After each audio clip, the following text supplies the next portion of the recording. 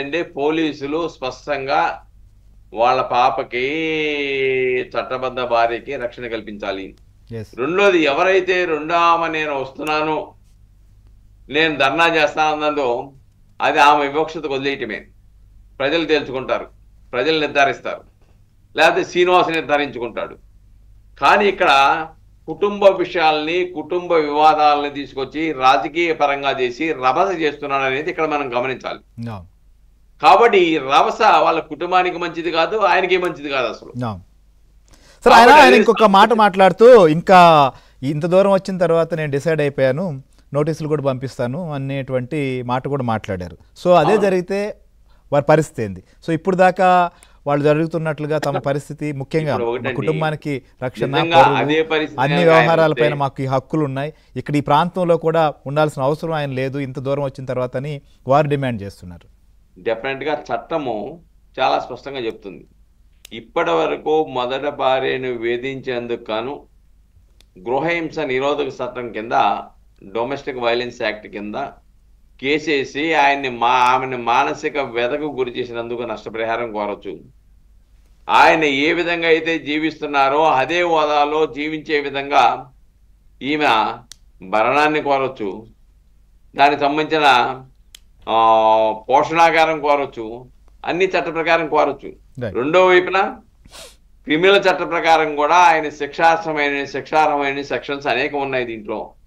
ఇందా నేను చెప్పాను కదా 498A ఇప్పుడు బిఏ కొత్త చట్టంలో 85 కింద ఉంది, అది పెట్టొచ్చు. హత్యా ప్రయత్నం పెట్టొచ్చు, చంపడానికి ప్రయత్నం చేసేదాన్ని క్రిమినల్ ఇంటిమేషన్ పెట్టొచ్చు, లేకుంటే ఈయన వెనక ఇంకెవరున్నారో ఎవరు ఆ ప్రయత్నం చేస్తున్నారో వాళ్ళ మీద పెట్టొచ్చు.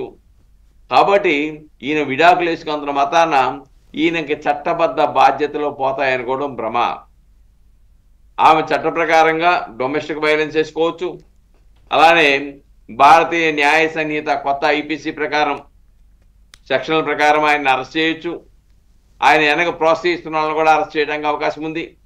కాబట్టి చట్ట ప్రకారంగా చేయవలసినవి పోలీసు వాళ్ళు సక్రమంగా గతంలో కాకుండా ఇప్పుడు వాళ్ళ విధులను వాళ్ళు సక్రమంగా నిర్వహిస్తూ వాళ్ళకు మొదటి భార్య పిల్లకి చట్టబద్ధమైన భార్యకి రక్షణ కల్పించవలసిన అవసరం ఉంది.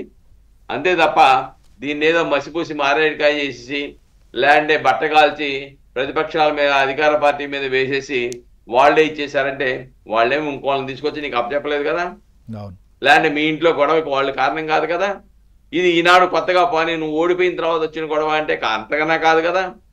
కాబట్టి ఆయన కూడా ఆలోచించాల్సింది ఏంటంటే దీన్ని రాజకీయం చేసి రభస చేసి ఆభాస పాలవ్వకుండా గౌరవప్రదంగా సమస్యను పరిష్కరించుకోవాలి తప్ప దీన్ని మీడియా ముందుకు వచ్చేసి ప్రెస్ మీట్ పెట్టేసి గొప్పలు చెప్పుకుంటే ఉపయోగం లేదు. ఆయన ఏం చెప్పాడు?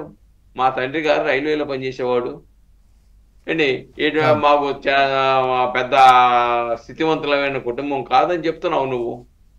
స్థితివంతులు కానాడు నాకు ఇల్లు కొన్నాను, అది కొన్నాను, ఇది కొన్నాను, ఇవన్నీ ఆస్తులు ఎలా చెప్తున్నావు? నీకు ఎలా వచ్చినాయి? అంటే పరోక్షంగా నువ్వే దొరుకుతున్నావు కదా. నేను చెప్పాడు ఆయన 6 కోట్ల రూపాయలు ఇల్లు వాళ్ళకి వదిలేశాను, నేను కూడా అక్కడికి వెళ్ళే పరిస్థితి కూడా లేదు, ఎలా సంపాదించావు? రాజకీయాల నుండి అన్ని కోట్ల రూపాయలు ఎక్కడి నుంచి వస్తుంది? అంటే నువ్వు అక్రమాలకు పాల్పడ్డావని పరోక్షంగా నువ్వే ఒప్పుకుంటున్నావు కదా. కాబట్టి ఇలా మీడియా ముందుకు వస్తే అనేకమైన లేనిపోని అన్ని కూడా వెలుగు చూస్తాయి. ఆయనకే అబాసు పాలై జనంలో తలెత్తుకోలేని పరిస్థితి ఉత్పన్నం వద్దనే విషయాన్ని ఆయన